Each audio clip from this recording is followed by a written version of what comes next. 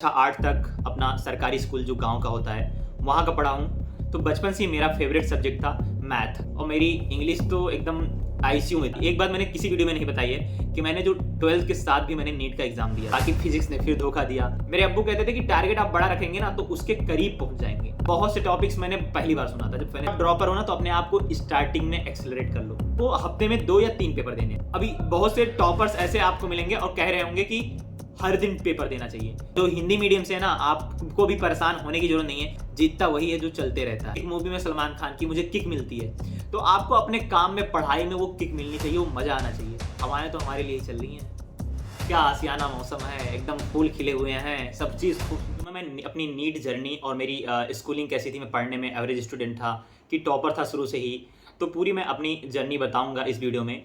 और क्या क्या मैंने फेस करी, क्या क्या मेरे एक्सपीरियंस रहे नीट के लेके, क्या क्या मेरे एक्सपीरियंस रहे नीट को लेके, और मैंने क्या क्या सीखा उन 3 साल के ड्रॉप में, और कैसे प्रिपरेशन करना चाहिए एक यूपी बोर्ड स्टूडेंट का। ये तो सारे सवालों का जवाब मैं इस वीडियो में दूंगा।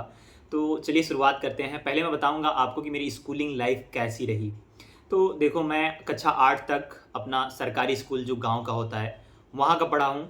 और मतलब 8 तक तो कुछ भी क्लियर नहीं था, ज़िंदगी के गोल भी नहीं मालूम थे, खेलने कूदने में ही 8 तक पूरा क्लास मेरा निकल गया। तो मतलब ठीक ठाक थोड़ा पढ़ने में, क्लास में एक जैसे होते नहीं कि हाईलाइट बच्चे होते हैं थोड़ा बहुत, तो वैसे था मैं कक्षा 8 तक अपने सरकारी स्कूल में। क्योंकि वहाँ पर उतना कंपटीशन ही नहीं होता है, तो थोड़ा बहुत जो पढ़ता है वही हाईलाइट हो जाता है। तो मेरे सर ने मुझे सजेस्ट किया था कि मेरे इधर ही एक बहुत ही मतलब अच्छा स्कूल था, बहुत ही ज़्यादा डिसिप्लिन स्कूल था, तो उन्होंने सजेस्ट किया कि मैं उधर एडमिशन ले लूँ। तो मैं 9 से 10 तक पढ़ाई वहीं किया। सेंट थॉमस स्कूल था हमारे यहाँ हल्लौर में, तो वहीं हमने अपनी 9-10 की पढ़ाई स्टार्ट करी। अब क्योंकि 8 तक मेरी बेसिक क्लियर नहीं थी, उतनी अच्छी थी नहीं, और सरकारी स्कूल में पढ़ने की वजह से कुछ भी कॉन्सेप्ट वगैरह, जो भी कॉन्सेप्ट क्या ही 8 तक के बच्चे को क्या ही आएगा। तो बचपन से ही मेरा फेवरेट सब्जेक्ट था मैथ और बायोलॉजी। तो पहले मैथ था, देन बायोलॉजी था मेरा। मतलब स्पेस को लेके ज़्यादा वो था मेरा कि मैं स्पेस वगैरह में जाऊंगा, लेकिन डॉक्टर बनने की भी अंदर से अर्ज थी कि अगर ये ना हो सका तो मैं ज़रूर मेडिकल फील्ड चूज़ करूँगा। 9th में तो मेरे को बहुत दिक्कत का सामना करना पड़ा, क्योंकि वहाँ एक से बढ़ के एक स्टूडेंट थे, क्योंकि वो हमारे एरिया का बहुत ही बेहतर स्कूल था। तो बहुत ही दिक्कत आई मुझे, क्योंकि मैं सरकारी स्कूल से पढ़ा था, तो बहुत सारा तकलीफ फील किया मैं। 55-53% आए थे मेरे 9th में। और फिर मैंने 10th भी वहीं से करी, तो खूब मेहनत किया मैंने 10th में। और कोचिंग वगैरह मैंने कभी नहीं किया 10th तक। तो मैंने 10th क्या 12th तक मैंने कभी नहीं किया कोचिंग वगैरह, ट्यूशन कभी नहीं किया। पढ़ाई किया और दोस्त थोड़े अच्छे बनाए जो टॉपर्स थे, उन्हीं को चूज़ किया, ताकि अपना जो डाउट रहे या और कुछ चीज़ें रहें उससे रिजॉल्व हो जाए। तो मेरे दोस्तों ने काफ़ी मदद करी थी पढ़ाई के टाइम पे। उन्होंने मतलब जैसे वो पढ़ते थे मुझे एक्सप्लेन करते थे आके। होते नहीं क्लास में बच्चे जब पढ़ते हैं तो अपना आके दूसरे बच्चों को बताते हैं, एक्सप्लेन करते हैं। तो मेरे दोस्त ऐसे ही थे।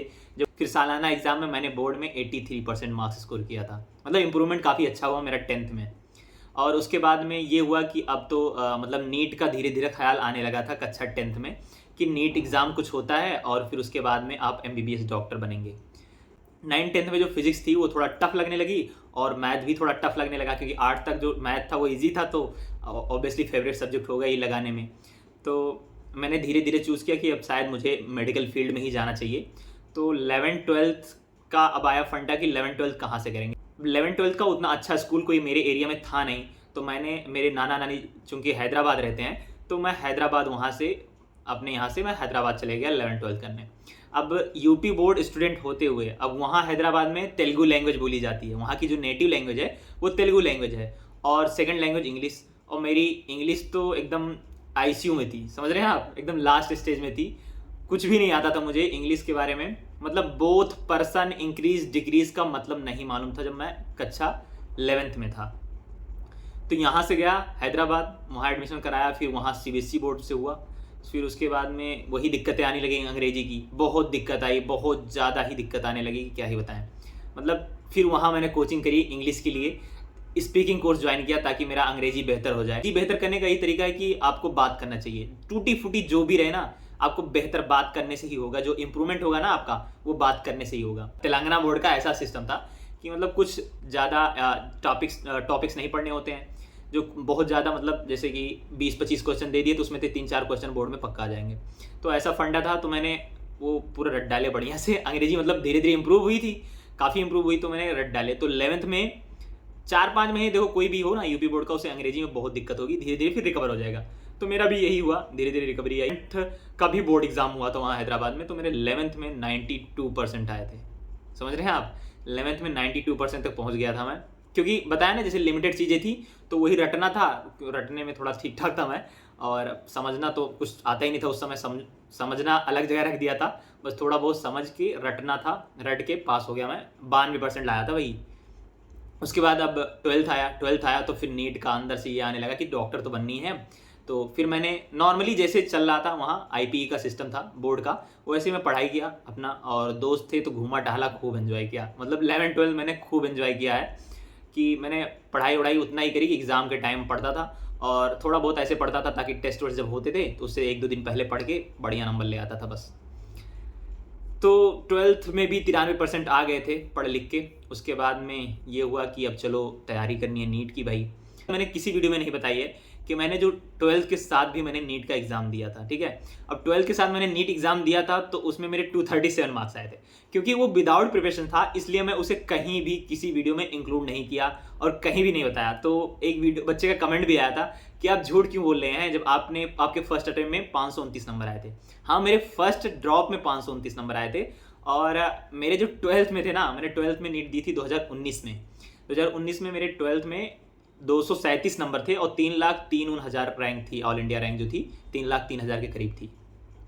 मैं उसे मानता ही नहीं, क्योंकि मैंने उसको बिना पढ़े दिया था, ऐसे ही कि पेपर कैसे आते हैं, चलो एक बार देख लें, फॉर्मेलिटी क्या रहती है उसकी पूरी कर लें बस। तो मैं उसे इंक्लूड ही नहीं करता अपने जर्नी में, क्योंकि वो तो ऐसे ही, जब आप भी देते, बहुत से लोग ऐसे होंगे जो ऐसे ही बोर्ड पास करने के बाद चलो नीट दे देते हैं, ऐसे करते होंगे, तो वो ऐसे वाला ही था, तो इसलिए इंक्लूड नहीं करता हूँ उसे मैं। अब मेन जर्नी स्टार्ट होती है नीट की हमारी जब मैं आता हूँ हैदराबाद से। दोस्त मेरे जो थे अशरफ और फैसल, वो सब लोग मिल के प्लान किए कि अब चलो चलते हैं लखनऊ में तैयारी करेंगे। तो वहाँ से मैं हैदराबाद से लखनऊ आया, फिर लखनऊ आने के बाद में कोचिंग वगैरह ज्वाइन किया। तो जहाँ मैं पढ़ता था वहाँ के जो सर थे बायोलॉजी के लिए, तो he is a best, and chemistry भी अच्छा पढ़ाते थे, और फिजिक्स थोड़ा मतलब उतना अच्छा नहीं पढ़ाते थे, मतलब ठीक ठाक ही थे, लेकिन मेरा उतना कॉन्सेप्ट नहीं क्लियर हो पाया था उस समय। तो मैंने जब फर्स्ट अटेम्प्ट की, मेरी ऐसी सी कहानी रही है कि एक बार सर तो मतलब बोल रहे थे कि इनऑर्गेनिक का था, कि इनऑर्गेनिक में जो फर्स्ट रैंक ले आएगा उसको 5,000 रुपये इनाम दिया जाएगा। मैंने 2 दिन तक पूरी रात नहीं सोया था, मालूम, कॉफ़ी चाय बना के उठ के, कभी नींद आ जाए ना तो उठ के पढ़ता था कि अब 5,000 मुझे लाने हैं। तो जो फर्स्ट अटेम्प्ट की डेडिकेशन मेरी थी ना, वो बहुत ही नेक्स्ट लेवल की थी। 2-2 बजे तक पढ़ता था, 6 बजे उठ जाता था, बहुत ही ज़्यादा पढ़ता था, मतलब 16-17 घंटे मैंने कंटिन्यूसली पढ़ाई करी है। सोचिए आप, क्लास वगैरह करने के बाद सिर्फ मेरा काम था पढ़ाई करना, और रात में तो मेनली मैं फिजिक्स और फिजिकल केमिस्ट्री सॉल्व करता था, 3 बज जाते थे सॉल्व करते करते, मालूम ही नहीं चलता था। और फिर वो जो जुनून होता है ना एक बार कि एक डॉक्टर बनना है यार, अब तो सब कर लेंगे, बस वही एक अंदर था, जुनून था। और गांव से आया था मैं और हैदराबाद से पढ़ा था, तो ये ना हो कि, और गांव में ऐसे, मतलब अब सोचिए आप कि मैं ही पहला एमबीबीएस मेरे गांव से डॉक्टर हूँ, और मतलब दोस्त भी मेरे ऐसे थे कि हाँ हुसैन हो सकता है कर ले। तो मैं ये जो एक होप था ना दोस्तों का, माँ बाप का सबसे ज़्यादा, तो इसके लिए मैं इतना डेडिकेशन से मेहनत करता था, इतना मेहनत करता था कि क्या ही बताऊँ आपसे। 17 घंटे 18 घंटे पढ़ाई करता था, और क्लास भी पूरा बढ़िया से अटेम्प्ट करता था, एक भी क्लास मैंने छोड़ी नहीं थी। ड्यूरिंग मेरी जो कोचिंग की क्लासेस थी ना, एक भी नहीं छोड़ी थी। फर्स्ट ड्रॉप में तैयारी करी ना, तो फिजिक्स मेरे उतना इम्प्रूव ही नहीं पाया, बहुत बेकार फिजिक्स था। मतलब मेरे फिजिक्स में 80 समथिंग मार्क्स आए थे, सोचिए, और वो भी 2020 का जो मैंने पहला पेपर दिया था फर्स्ट ड्रॉप वाला, उसमें फिजिक्स जो है वो PYQ से मैक्सिमम आ गए थे। तो PYQ लगाया था मैंने, तो 2-3 क्वेश्चन मतलब ऐसे मिल गए थे उसी से रिलेटेड, तो वही ढूंढ ढाड़ के उतने आ गए, मतलब फॉर्मूला बेस जो थे वही रटवट के आ गए। और कॉन्सेप्ट तो मेरा एकदम 0/0 था, कुछ भी नहीं मालूम था। बायोलॉजी मेरी अच्छी हो गई थी, 301 नंबर आए थे मेरे फर्स्ट अटेम्प्ट में, जब मेरे 529 नंबर आए थे। भी मेरी ठीक ठाक थी, क्योंकि मैंने केमिस्ट्री जो है मेरी फेवरेट सब्जेक्ट थी केमिस्ट्री, तो 11-12 में मेरी फेवरेट हो गई थी केमिस्ट्री, क्योंकि केमिकल्स वगैरह बहुत मज़े आते थे मुझे पढ़ने में। और तो इसलिए इन ऑर्गेनिक जो बच्चों को ज़्यादा तकलीफ देती है ना, वो मेरी ऐसे छुटकियों हो जाती थी, बहुत मज़ा आता था मुझे। तो फर्स्ट अटेम्प्ट में इतना मेहनत लगन करने के बाद फिर वही हुआ कि सिलेक्शन नहीं हुआ। और सिलेक्शन ना होने के कारण एक ये भी रीज़न था कि जो मेरा सिलेबस था ना, कोरोना आ गया था वही, तो कोरोना की वजह से सिलेबस नहीं कंप्लीट हो पाया था, और जो फर्स्ट मतलब फ्रेशर स्टूडेंट होते हैं ना, उन्हें उतने अच्छे से मालूम भी नहीं होता है कि कैसे पूरा अपने आप को गाइड करके चलें, कैसे क्या करना है, क्या पढ़ना है, क्या नहीं पढ़ना, क्या छोड़ना है। तो ये सब कुछ मालूम ही नहीं था। मैं बस मेहनत करता था यूट्यूब पे देख के, और घर चले गया तो घर पे उतना मेरे से पढ़ाई नहीं हो पाती, घर पे नहीं पढ़ पाया उतना। अब ये हुआ कि 529 नंबर आ गए, तो लौंडे का कॉन्फिडेंस जानते हो कितने लेवल तक हो जाएगा? बहुत ही नेक्स्ट लेवल हो जाएगा। क्योंकि सोचिए फर्स्ट ड्रॉप में 529 नंबर और 605 कट ऑफ गया था, मतलब 70-80 नंबर बस बचे थे कि मेरा सिलेक्शन हो जाएगा। तो ये बहुत ही अच्छा एक मोटिवेशन दिया। घर वाले भी बहुत खुश हो गए कि कोई नहीं बेटा, इस बार तो पक्का हो जाएगा तुम्हारा, और जाके तैयारी करो। जो एक बंदा, वो तो 12th वाला छोड़ ही दो, जब 0 से स्टार्ट करके 529 तक ला सकता है, तो आराम से वो सेकंड ड्रॉप में तो 650, 620-30 नंबर तो ला ही सकता है। यही सबका मोटिवेशन होता है। लेकिन मेरे जो सेकंड ड्रॉप थी उसमें मैंने बहुत गलतियां करी, और जो कि एक ड्रॉपर को नहीं करनी चाहिए, वो गलतियां मेरे साथ हुई। और कुछ हेल्थ का भी इशू था मेरा, क्योंकि मैं हॉस्टल में रहता था, कभी कभी खुद से कुकिंग करता था, तो खाना वगैरह का बहुत दिक्कत रहता था, तो डाइजेशन बहुत ही गंदा था। और मतलब सोचिए आप, मैं 44 किलो का था तैयारी के टाइम, एक डंडी बची थी बस शरीर में। तो मेन गलती देखो मेरा सेकंड ड्रॉप में ये हुआ था कि मैंने 529 नंबर मेरे फर्स्ट अटेम्प्ट में आ गए थे, तो उसका थोड़ा प्राउड आ गया था मुझे कि मैं तो कर लूँगा सब। टीचर्स जब पढ़ाते हैं ना, तो जैसे मान लो जो चीज़ें मुझे आती थी, तो मैं क्लास में कूदता रहता था कि ये तो मुझे आता है, ये पढ़ा रहे हैं मुझे आता है, इनको मतलब क्या ही ये स्लो स्लो पढ़ा रहे हैं, ये मुझे आता है। जो कि ये बहुत बड़ी गलती है। और अगर आप ड्रॉपर है ना, तो कभी भी जब टीचर पढ़ाए तो आप ऐसा मान के पढ़ें कि मैं कभी ये टॉपिक पढ़ा ही नहीं, तभी तो आप गेन कर पाएंगे। और इस चक्कर में जब आप रहेंगे कि ये तो मुझे आता है, ये पढ़ा रहा है जो मुझे आता है, तो आपका बहुत बड़ा नुकसान होगा। आप कुछ सुनेंगे ही नहीं, आपका वो समय तो बर्बाद हो ही रहा है, लेकिन आप कुछ सुन ही नहीं पाएंगे, कुछ अब अपने दिमाग में ले ही नहीं पाएंगे, तो बहुत बड़ा लॉस होता है। और मैंने ऑनलाइन लिया था सेकंड अटेम्प्ट में, कोरोना चल रहा था, तो यकीन बैच मैंने ली थी फर्स्ट टाइम, वही जब यकीन आया था 2021 की प्रिपरेशन में। तो मैंने लिया था, तो उसमें भी मतलब आँख का दिक्कत आता था, 6-6 घंटे लेक्चर देखना, तो रिवीजन भी उतना प्रॉपरली नहीं हो पाया था मेरा। बाकी फिजिक्स ने फिर धोखा दिया, क्योंकि फिजिक्स में कॉन्सेप्ट नहीं क्लियर था। मैंने फार्मूला रट के काम चला रहा था मैं, और एक टेस्ट सीरीज ऐसे ज्वाइन किया था, वो बहुत ही इजी था, उसमें प्रीवियस ईयर क्वेश्चन थे, तो उसमें 600-590 नंबर आते थे, तो बहुत ही ज़्यादा कॉन्फिडेंस, ओवर कॉन्फिडेंस रहता था मैं मेरे सेकंड ड्रॉप के टाइम। यही सारी जो गलतियां थी ना, और मैंने बहुत सारा इधर उधर का लगा लिया था सेकंड ड्रॉप में। मतलब एनसीईआरटी पढ़ता था, ऐसा नहीं है, एनसीईआरटी पढ़ता था, लेकिन एनसीईआरटी से बाहर भी मैंने बहुत इधर उधर की चीज़ें करी, जिससे बहुत ज़्यादा दिक्कतें आने लगी।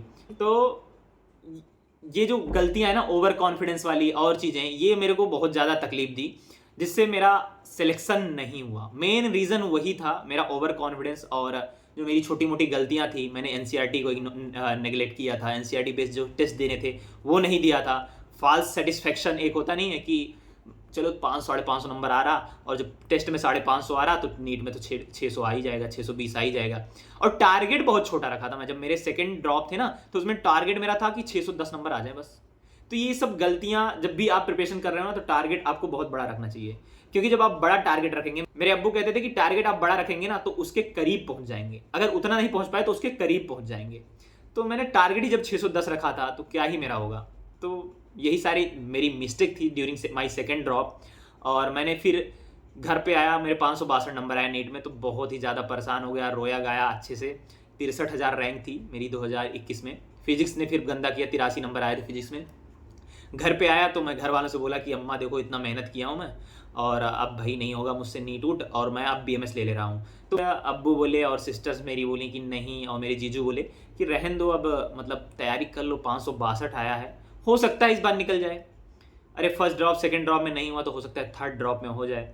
तो मेरा मन तो नहीं था तैयारी करने का, क्योंकि जूझ चुका था एकदम तैयारी कर करके। 16-16 घंटे यार एक रूम में बैठ के पढ़ना, ना लोगों से इंटरेक्ट करना, ना घूमना टहलना, तो क्या होगा आपकी ज़िंदगी में सोचिए।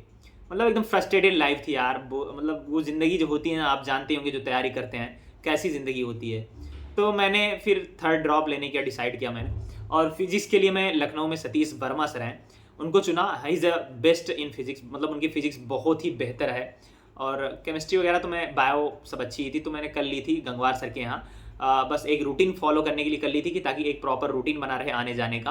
नहीं तो चीज़ें केमिस्ट्री बायो तो मुझे अच्छे से आती थी, बस फिजिक्स ही मेरा गंदा था सबसे ज़्यादा। नहीं करेंगे, मेरे को उसके टॉपिक्स भी नहीं मालूम थे अंदर के।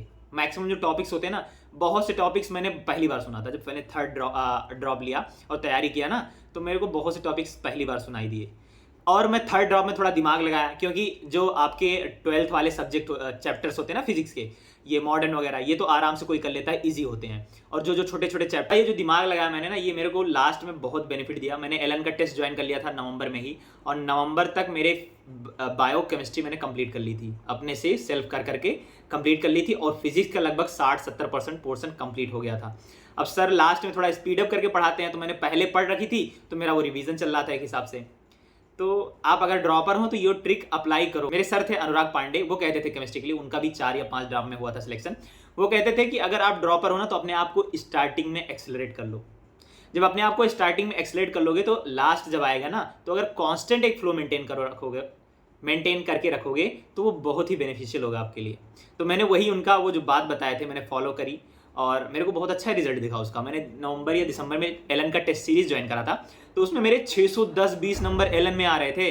सोचिए, जिस बच्चे का 610 नंबर 20 नंबर एलन में आएगा, उसका कॉन्फिडेंस किस लेवल का रहेगा। बात करते हैं कि लास्ट 1 महीने मैंने क्या फॉलो किया था नीट के टाइम पे। तो देखो, मैं कोई एक्स्ट्रा चीज़ नहीं लगाया था। जो मैंने पहले पढ़ा था मैंने वही फॉलो किया था, और कोई एक्स्ट्रा चीज़ मैंने कुछ भी टच नहीं करी थी 1 महीने तक। और टेस्ट की बात करें ना, तो देखो, टेस्ट तुम स्टार्टिंग में जब पढ़ रहे हो, तो 1 हफ्ते पे 1-2 या 15 दिन पे 1-2, उससे ज़्यादा नहीं देने की जरूरत है मेरे हिसाब से। बायोलॉजी कहाँ तुम चाहो तो डेली या 2-3 दिन पे दे सकते हो, अगर तुम बायोलॉजी पहले ही कवर कर लिए हो तो। लेकिन बाकी फुल सिलेबस मैं कहूँगा हफ्ते में 1-2 स्टार्टिंग में। अब लास्ट के 1 महीने में आपको हफ्ते में 2 या 3 पेपर देने हैं। अभी बहुत से टॉपर्स ऐसे आपको मिलेंगे और कह रहे होंगे कि हर दिन पेपर देना चाहिए। मैं तो किसी की नहीं सजेस्ट करूंगा कि डेली पेपर दो। 2 दिन पे 3 दिन पे 1 पेपर दो, वो बेस्ट है। उसे बेस्ट वे में एनालाइज करो कि कहां से क्वेश्चन पिकअप कर रहा, कैसे चांसेस है आने के, और क्या मेरी क्वेश्चन गलत हो रही, क्या क्या गलतियां हैं। ठीक है, तो आपको इतना करना है। और रिवीजन पे ज्यादा फोकस करना है लास्ट 1 महीने में। ज्यादा इधर उधर का डिस्ट्रैक्शन नहीं रखना है। पर्सनल बातें अगर करें तो किसी से लड़ाई झगड़ा नहीं करनी है। ठीक है, जो लास्ट के 1 महीने बचे हैं, उसमें आपको किसी से लड़ाई झगड़ा, कोई गाली दे रहा भी आपको तो चुप मार के चले जाओ, इग्नोर मारो। किसी से थोड़ा सा भी हेडेक नहीं पालना है। हेल्थ पे ज्यादा फोकस करना है, नहीं तो आप लाख मेहनत किए हो, आपके कितने भी अच्छे मार्क्स आ रहे हो, अगर आपका लास्ट 1 हफ्ते में अगर तबीयत खराब होगी ना, तो नीट का पेपर चौपट हो जाएगा। हिंदी मीडियम से ना, आपको भी परेशान होने की जरूरत नहीं है। देखो, मैं 9th में मेरे 56-52% रहते थे, 10th में मेहनत किया, इंप्रूव हुए। तो जिसके भी 12th 10th में भी 55-56-60% है ना, घबराने की बात नहीं है। मेरा ही एक बैचमेट है जिसके फर्स्ट अटेम्प्ट में 68 नंबर आए थे। मेरी उसकी वीडियो पड़ी है, आप इंटरव्यू उसका देख सकते हैं। 68 नंबर आए थे, उसने 645 थर्ड अटेम्प्ट में निकाला। सोचो, तो जब 68 से 645 आदमी जा सकता है, तो आप भी कर सकते हो। बस जरूरत होती है चीज की, डेडिकेशन, मेहनत, लगन की, और अपने आप को कहाँ आपकी एनर्जी लगानी है।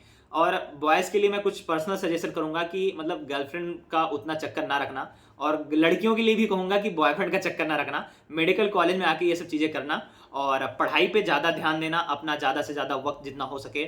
और जो ये लोग कहते हैं 4 घंटा 6 घंटा पढ़ने से हो जाता है, ऐसा कुछ भी नहीं है। आपको कम से कम 12 से 14 घंटा पढ़ना ही पड़ेगा। क्लासेस वगैरह मिला के 12 से 14 घंटा एक दिन में पढ़ोगे तभी हो पाएगा, नहीं तो फिर बहुत ही दिक्कत आ जाएगी। तो ये थी मेरी एक्सपीरियंसेस, तो मैं सोचा शेयर करूं। और जीतता वही है जो चलते रहता है। खरगोश और कछुए की कहानी आपने तो सुनी होगी। देखो, खरगोश इसलिए नहीं जीतता है ना, क्योंकि वो आराम करने लगता है। जिंदगी में आराम नहीं करनी है, आपको चलते रहना है, और उसी को अपना आराम मानना है। ठीक है, आपको अपने काम में, जो वो बोलता नहीं, किक मूवी में सलमान खान की, मुझे किक मिलती है, तो आपको अपने काम में, पढ़ाई में वो किक मिलनी चाहिए, वो मजा आना चाहिए। आप बिलीव नहीं करेंगे, आप देख लीजिए ना, जिस दिन आप 12 से 13 घंटा पढ़ लेना और बाहर निकले ना, तो ऐसा लगेगा कि बस हवाएं तो हमारे लिए ही चल रही हैं। क्या आसियाना मौसम है, एकदम फूल खिले हुए हैं, सब चीज़ खूबसूरत लग रही है। तो आपको पढ़ाई पे ध्यान देना है। ठीक है, अगर आप नहीं पढ़ेंगे तो आप कितना भी मोटिवेशनल वीडियो और सब कुछ देख लें, आप कुछ भी नहीं कर पाएंगे, कभी भी नहीं सिलेक्शन होगा। मेन सिलेक्शन, हम देखो, मेरा काम है गाइड करना, आपको प्रॉपर वे में समझाना, बताना। मेन आपके हाथ में है, आप जब तक मेहनत नहीं करेंगे तब तक कुछ नहीं हो जाएगा। आपने जो भी क्वेश्चन रहे वो कमेंट में पूछा करो, मैं अपने पूरे बैचमेट से पूछूंगा, क्योंकि वो भी स्ट्रगल करके ही यहाँ आए हैं। किसी के 4 अटेम्प्ट, किसी के 2 अटेम्प्ट, कोई फर्स्ट अटेम्प्ट नहीं सिलेक्ट हो गया, कोई 12th के साथ सिलेक्टेड है। तो उनके जो एक्सपीरियंस रहे हैं उसके बिहाफ पे मैं बताता हूँ चीज़ें, और आप जो पूछोगे ना, मैं उनसे अच्छे से पूछ के फिर आपको डिलीवर करूँगा। तो ऑल द बेस्ट, और सिलेक्ट हो जाओ मेरे यारों, बस यही दुआ है मेरी। Best of luck.